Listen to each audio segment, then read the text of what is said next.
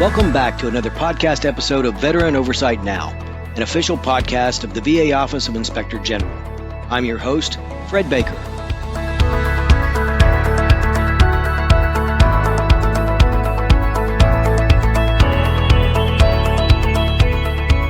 Each month on this podcast, we'll bring you highlights of the OIG's recent oversight activities and interview key stakeholders in the office's critical work for veterans. Joining me today is Shawn Steele. Shawn is the Director of the Office of Audits and Evaluations, Healthcare Infrastructure Division. In this role, he's charged with conducting independent oversight of the programmatic foundation, the Veterans Health Administration.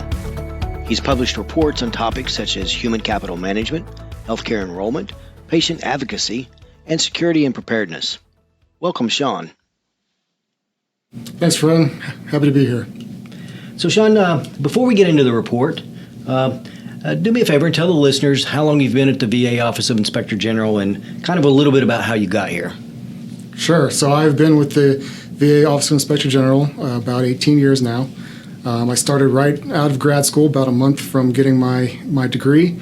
I was attracted to the OIG due in large part to a strong veteran presence in my family, especially my grandfather who served in World War II. Just was really called to the mission and haven't had much of a reason to leave. Yeah, 18 years says a lot, right? It does. Awesome. Also, before we get into the details of the report, I want to kind of set the stage a little bit, if you don't mind. This was not your typical VA OIG review. Can you tell us a little bit about the unique nature of it and how it was approached? Certainly, yeah. It definitely was not a standard review. A normal project, we do all our upfront planning. We formally engage with the department, and we have entrance conferences and briefings to kind of explain why we're doing what we're doing and get some initial feedback. We did not take those steps for this project. We had kind of read the signs and the risk factors that were out there, and while we did take the time to plan a very diligent approach, we did not go about announcing this project in advance. We provided simultaneous notice to all key stakeholders about an hour before our teams hit ground, and then they executed a carefully designed review that went about checking various factors at these different facilities. On day one, within an hour, we had deployed teams at 33 sites. By day three, we had completed 65 sites, and overall, we had visited 70 sites and with 37 teams conducting the work. We had also distributed a survey via a QR code on business cards and posters to get direct feedback from the VA police officers at those sites. They could use their own personal phone, access the survey via the QR card, and give us true anonymous feedback without a filter. So a lot of steps that we generally wouldn't take that allowed us to get out there faster, get a real-time view of things, but definitely not traditional. So tell me again, why was time of the essence? So what we were trying to get to was, what does security look like at a VA medical facility? Are they prepared in the event that somebody attempts to do something, tries to access something they shouldn't? So getting out there and not necessarily giving them time to put extra layers of controls in place was very important. I think a good analogy would be like a pop quiz in the academic field. If a teacher comes in Monday morning and says, "Get out your pencils, we're having a quiz," that gives you a real-time understanding of what their knowledge is. If that same teacher comes in Monday and says, "We're having a quiz on Thursday on this subject," I'm sure the scores are going to be a lot better. And that's kind of what we were going for. Not that we could truly measure the difference between the unannounced and if they had a little bit of time, but we thought it was imperative to know, like, what is it at this particular juncture. And tell me again, how many total staff participated? We had 80 auditors that were part of these teams and 70 criminal investigators, so 150 total. 150, 3 days, and how many facilities? 70 total. 72. Wow. Big project. Yeah. Yes, very. So in the report, you cite 36 incidents that presented significant concerns at VA facilities. Can you give us an idea of what those incidents were? Sure. So I think first, a point of clarification is that we obtained this information from a relatively new system in VA that is now set up to kind of collect events at VA facilities and categorize them in a way that people here in Washington at the central office can really make some decisions on controls. It's a relatively new system, not used to trend yet, but we had gotten access to the information and found these serious incident reports. Now, we do talk about a couple examples in the report. On page 1, we mentioned a bomb threat at the Wichita VA Medical Center. It's a perfect example of what we're talking about. These serious incident reports capture things like shootings involving VA police, terroristic threats towards people or the facility itself, arrests of VA employees, or major thefts of property or major losses. A couple other incidents that we did not necessarily include in the published work was one of the facilities in West Virginia had a veteran who had intentionally drove their vehicle into the entrance of the main building. It's kind of a flavor of some of the reports. The most common were VA arrests for either theft or the sale and use of drugs and alcohol. And these, just again, so these serious incidents came out of a reporting system, out of VA's own reporting system, and they're real events. Yeah, that's correct. They're nothing that we identified. They are from VA. So these facilities you looked at, they're open campuses by design. Mm-hmm. What are some of the security challenges you saw as you were doing this report? Yeah, the open nature of the campuses is a really important factor, and I'm glad you mentioned it because VA medical facilities are meant to be welcoming. They're meant to be easy to access and as a result have many entrances. And on top of that, there's 171 geographically diverse medical facilities in the VA network. And each of them comes with their own unique challenges. And I wanted to kind of focus in on that because it's important to understand that there is not one template that can be applied. There's 171 templates that need to be applied. And so that was something that we really considered when we designed our approach. As a result, we focused on items that a person with a reasonable understanding of security could test. Things like, can you actively see police officers? Do you see police cruisers? How is the physical security at these sites? Are the officers trained, and are emergency preparedness plans in place? When it was all said and done and we were analyzing the results, we really synthesized what we found into 3 umbrellas: a lack of sufficient VA police staffing, the need for more resources to support the staff that were already on board, and additional physical security measures for target hardening. So VA staffing shortages are not a new report topic for the VA OIG. Not We've at all. reported many times that shortages are seen across occupations, across facilities, VA police staffing shortages included. Tell us how this impacts the facility's ability to provide adequate security. Yeah, that's right. I mean, the issues with VA police staffing have been ongoing since 2018, so this is not a new issue at all. We've had numerous reports on this area. Police officers have a wide range of responsibility. They're expected to patrol, maintain presence at certain vulnerable areas in a facility, respond to active threats or disturbances on the facility, and then watch security camera footage. There's a lot that goes into that, and if you don't have enough people to carry it all out, then that contributes to potential risks and vulnerabilities. I did want to mention to VA's credits, since we have been reporting on this for about 5 years, they have taken some recent steps to attempt to close the gap with police vacancies. They issued a national strategic recruitment plan that installed a career ladder, hiring incentives, and special salary rates, as well as they established minimum police coverage standards for VA medical facilities. All that said, despite these steps, we still saw that VA police staffing shortages were a major issue at every place we visited. And what is the contributing factor to those shortages?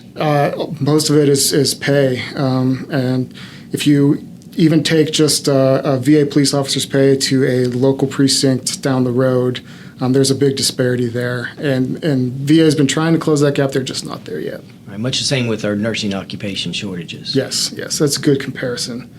I think, what we report is that overall the facilities had a 33% vacancy rate, so that's for all 70.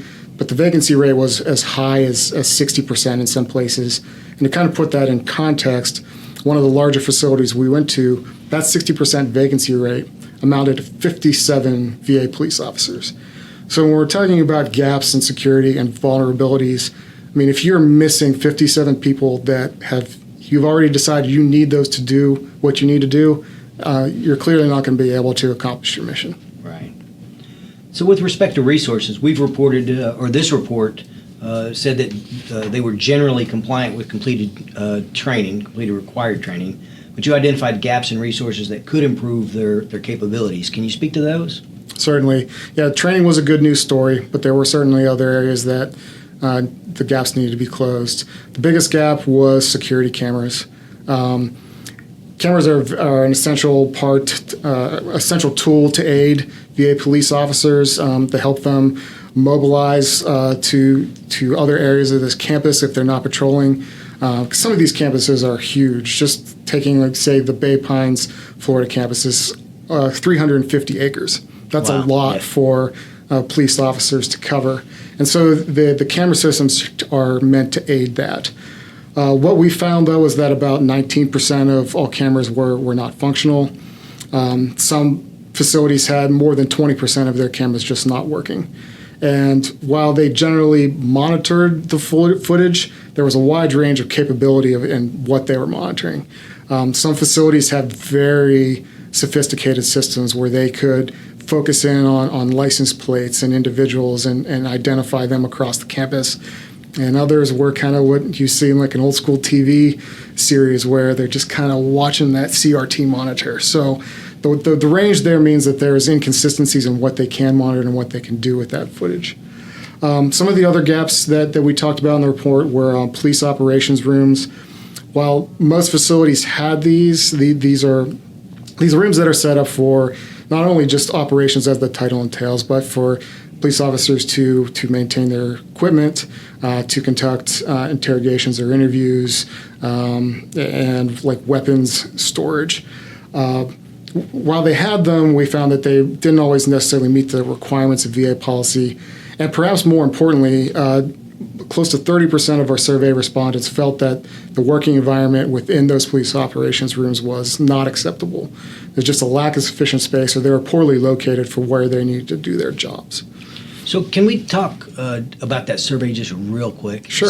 So these are VA police officers responding to your survey. This isn't an observation you made. So this is them talking about their Yes. Their resources, correct? Yeah, that is their perception of the resources.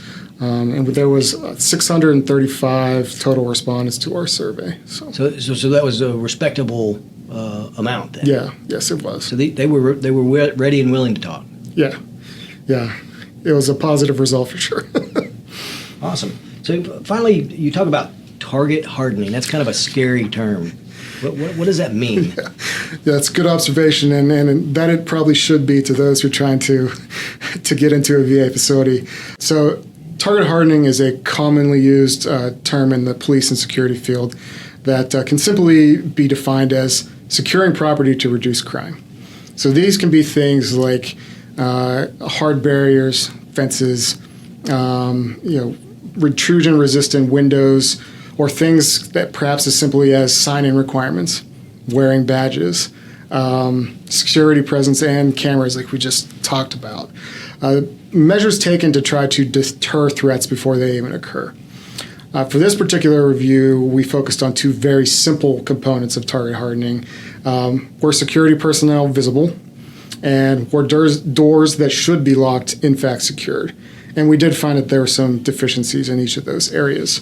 In terms of security presence, we did find that there wasn't always a VA police officer or contracted security guard, which is acceptable according to VA policy, at public access doors. VA policy suggests that security should be at high traffic locations as a deterrent for those who would come through those particular areas. We found that 87% of the high traffic public entrance areas did not have a visible security presence, which was actually one of the more alarming things that we found. In terms of doors, as part of our approach, each of the teams then went out, walked the entire perimeter of the main hospital building, the main building where veterans would go for their treatments. And as part of that walk around, they would try to open any door that they saw, including those that were clearly marked as should have been locked. We found that 17% of those doors were not locked, and our teams could walk right in. One of the examples that we do cite in the report, our teams accessed one of these non-public doors that should have been locked and pretty much walked right into the intensive care unit. So wow. Clearly entering an area that an auditor should not be. And I think we had other similar circumstances like that where we even tested high-risk areas within the facility. So after you, outside the perimeter walk, inside the facility, such as like restricted access areas for the pharmacies or emergency rooms or things like that. And we did find that at 25 locations, there were certain areas we could still access even though we shouldn't. So there's kind of some of the things that fall under that target hardening that VA could do a better job with. Wow. So you made 6 recommendations. Can you kind of summarize those and talk us through them? Yeah, so we made 6 recommendations to 3 different officials. First, we made 2 recommendations to the Secretary of Veterans Affairs, and they involved delegating responsibility to monitor VA police vacancies and establish sufficient staffing for VA police forces to be inspected under what has been established as an inspection program in the Office of Security and Law Enforcement. We elevated these recommendations to the Secretary because these are issues that have been persistent since 2018. And so we wanted to put those at a level that could hopefully spur some action. The second set of recommendations were made to the Undersecretary for Health, and they focused on ensuring that directors assess VA police staffing vacancies at their locations and leveraged available mechanisms to fill those vacancies. That they took steps to commit resources to fix some of the security measures that we highlighted in our report, and that they direct VISM police chiefs in conjunction with local facility staff to present a plan to identify overall security weaknesses at their location. The 6th and final recommendation was made to the Assistant Secretary for Human Resources Administration, Operations Security and Preparedness to establish policy to standardize review and retention requirements for facility security cameras to really kind of better leverage that resource. So how did VA respond? What did they? They agree with our findings and concur with our recommendations. They established positive corrective action plans for each of the 6 recommendations. We had some good feedback from the VA Secretary, the Chief of Staff, and the Undersecretary for Health, which was much welcomed, and we will continue to monitor those corrective actions through the follow-up process. So positive outcomes and worthwhile work. Yes. Yeah. Well, thanks, Shawn. Thanks for being here today. We appreciate you. Appreciate the work of your team. Is there anything else you'd like to add? I'd just like to thank you for the opportunity to highlight this important work. While it was a quick and focused project, we do believe it's going to have a lasting impact because what we did was brought to the forefront the importance of security at VA's open campuses. We provided a much-needed reality check for VA leaders so they can understand what the actual on-the-ground security status is for their facilities. And so we're hopeful that it'll continue to affect change at VA. And keep everyone safe. Very much so. Thanks, Shawn. Thanks, Fred. And now I'll turn the podcast over to Mary Estacion, who will give us this month's highlights. Thanks, Fred. Now some highlights of the work the VA OIG completed in January 2023. I'll start with updates to several recent investigations. A former Miami VA Medical Center employee was sentenced in the Eastern District of Pennsylvania to 3 years probation and ordered to pay restitution of approximately $134,000 after previously pleading guilty to conspiracy to bribe a public official. The defendant was employed by VA as the Assistant Chief of Logistics and was responsible for supervising the ordering of goods and services at the medical center. According to the investigation, which was based on a hotline complaint, The defendant and other VA employees placed orders for supplies in exchange for cash bribes and kickbacks from corrupt vendors. The prices of supplies were often grossly inflated, and some orders were only partially filled or not filled at all. After leaving VA, the defendant immediately began working for one of the vendors and paid kickbacks and bribes to VA employees at multiple VA medical centers in exchange for the placement of orders. The vendors charged in this case were responsible for approximately $38 million in purchase card orders and contracts. Another VA OIG investigation revealed that a veteran defrauded VA by making false representations that he suffered from post-traumatic stress disorder due to his active duty service. Based upon these false statements, VA increased the defendant's disability rating and provided additional monthly disability benefit payments to him. The loss to VA is almost $119,000. The defendant also sent a text message to a VA OIG agent in which he threatened physical violence against the agent and any other agent involved in investigating him. The defendant pleaded guilty in the District of New Jersey to theft of government funds and interstate transmission of a threat to injure. The last investigative update I'd like to mention involves a former nurse at the VA Medical Center in Chillicothe, Ohio, who was charged in connection with a workers' compensation fraud scheme. A VA OIG and Department of Labor OIG investigation alleges that from 2015 through 2021, the former nurse submitted fraudulent reimbursement claim forms to the Department of Labor's Office of Workers' Compensation Program for medication she allegedly used due to an injury that resulted from her VA employment. In support of these false claims, the defendant attached fraudulent homemade receipts pertaining to medication that she had not paid for or received. After reimbursing the defendant for the fraudulent medication claims, the Department of Labor then charged back these amounts to VA. The loss to VA is approximately $932,000. The defendant was charged in the Southern District of Ohio with healthcare fraud. Now on to published reports. The VA OIG published 14 reports in January, including inspections of information technology security at facilities in Alabama and Oregon, as well as Comprehensive Healthcare Inspection Program, or CHIP, report on the El Paso VA healthcare system in Texas. I'll highlight a few reports now. Our Office of Healthcare Inspections published the report Improvements Recommended in Visit Frequency and Contingency Planning for Emergencies in Intensive Community Mental Health Recovery Programs. The VA OIG conducted a national review to assess elements of VHA's Intensive Community Mental Health Recovery Programs, also known as ICMHR, which provide high-intensity, community-based care to veterans with serious mental illness. The OIG examined visit frequency for ICMHR-enrolled veterans, as well as VHA healthcare systems contingency planning for veterans' medication access during emergencies, including access to long-acting injectable antipsychotic medications. The OIG found ICMHR did not meet VHA's visit frequency requirement of 2 to 3 visits weekly, on average, for high-intensity services.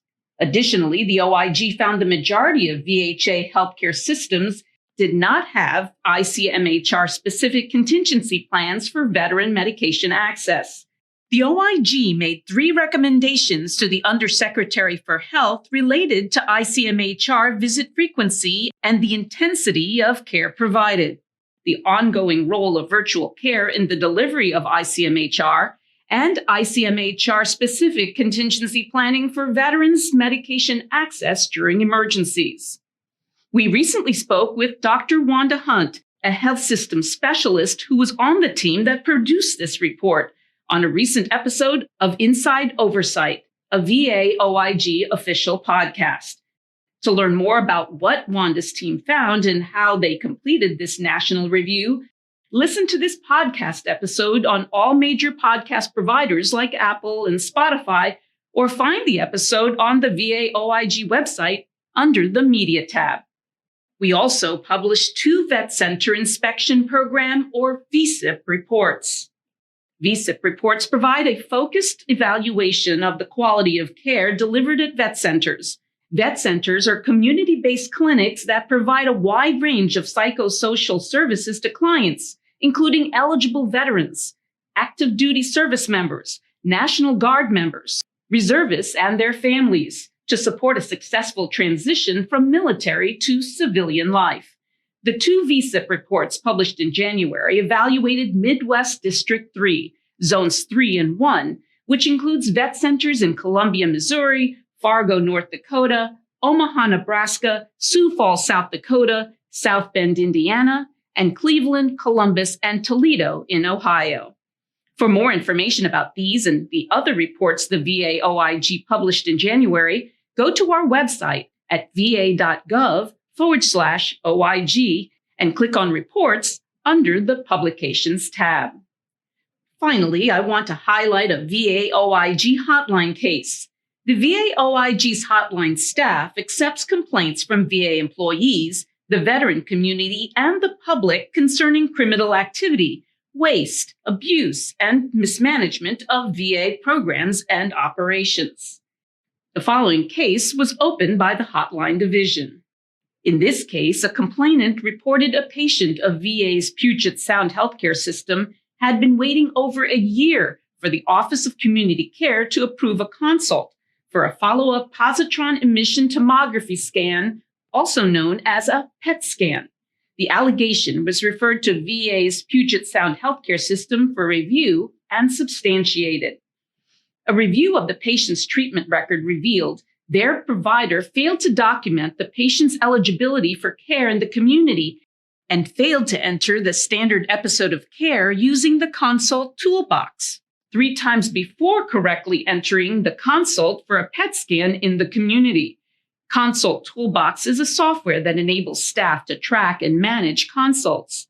In accordance with the Office of Community Care Field Guidebook, a patient's eligibility for care in the community, along with a standard episode of care, is required before a consult is approved. The Puget Sound healthcare system provided additional training to the community care provider liaison and community care clinical reviewers on proper utilization of the consult toolbox to ensure community care eligibility is documented and the appropriate standard of care is selected to minimize delays in care. In addition, the Office of Community Care is now running a report to ensure providers are entering consults correctly and implementing on-the-spot training when necessary. That's it for this episode of Veteran Oversight Now. I encourage you to check out other episodes wherever you listen to podcasts. Stay tuned for more highlights next month. Thanks for tuning in.